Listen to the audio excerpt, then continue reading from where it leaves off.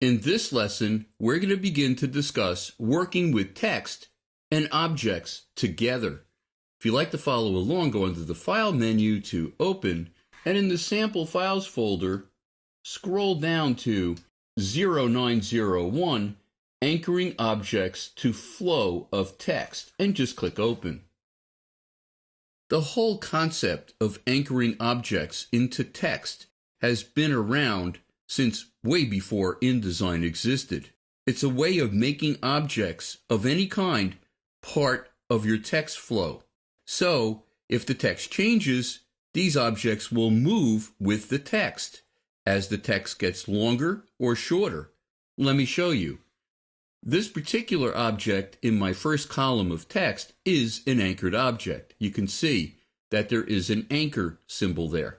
I'm going to go above my subhead that's above that picture and just hit a return to add another paragraph. But you can see the picture actually moved with the text. It is a part of that text flow. Let me just delete that extra paragraph return. This is a feature I use all the time in writing my InDesign and Illustrator tutorials, because in a tutorial, the pictures need to move with the text. They go together. The text is actually describing the picture that's next to it. The way objects were anchored into InDesign before InDesign CS6 was pretty much the same since InDesign was first introduced. Why don't we talk about how it used to be done? I'm going to zoom in just a little bit by going to my zoom tool and just clicking and dragging across my first page, my left-hand page of the spread. The way you used to anchor objects, you would select the object and then cut it, which is Command X on a Mac, Control X on a PC. So let me do that. Basically what that's doing is copying the object and deleting it at the same time. Now I'm going to get an insert point at the end of that first paragraph just by double-clicking with my selection tool. And I'm going to paste Command V or Control V. Not doing exactly what I want, but that's because it's not the right kind of anchored object. It is literally pasting it in the line of text, not what I want. So I went to my selection tool and actually clicked on the picture. And you can see there is an anchor there now.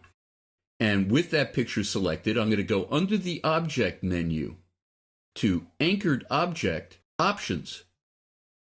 And it's going to open the Anchored Objects Options dialog window. Right now, this is an inline graphic. Instead of an inline for position, I'm going to choose Custom. And you can see that it scooted the picture off to the left side of the frame. I'm not even going to bother going through all the information in this window because I'm not going to check Prevent Manual Positioning.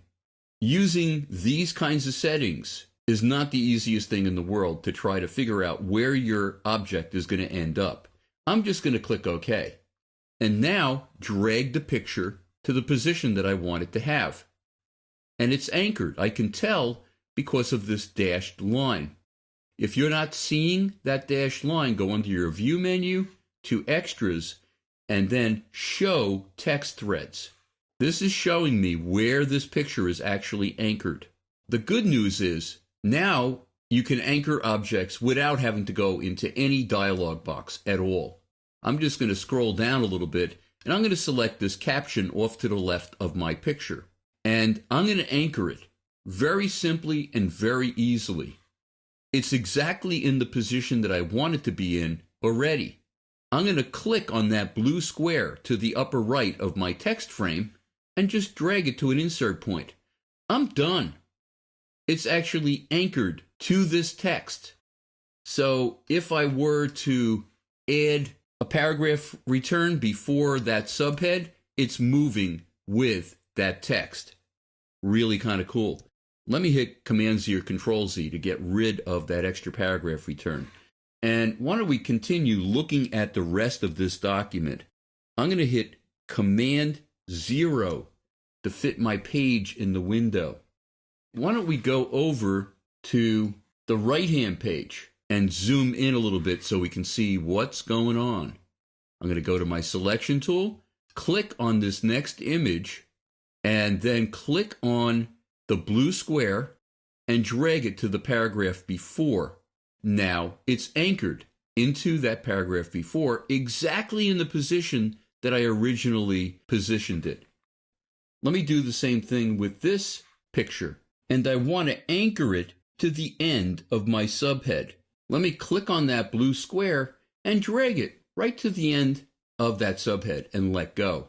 And you can see now it's anchored to the end of that subhead. What if I wanted to make this the symbol for the end of my story? So it's a little square and a line. Let me zoom in a little bit closer here. In order to make this into an inline graphic, so it's actually anchored in the line with this underscore, I'm going to click on that blue square and hold down my Shift key when dragging it to the end of that underscore. And now it is actually anchored. If I were to select some text and delete it, you can see that as my story gets longer or shorter, the symbol that I'm using for the end of the story is moving with the text in exactly the same position. We're going to continue discussing working with text and objects together in the next lesson.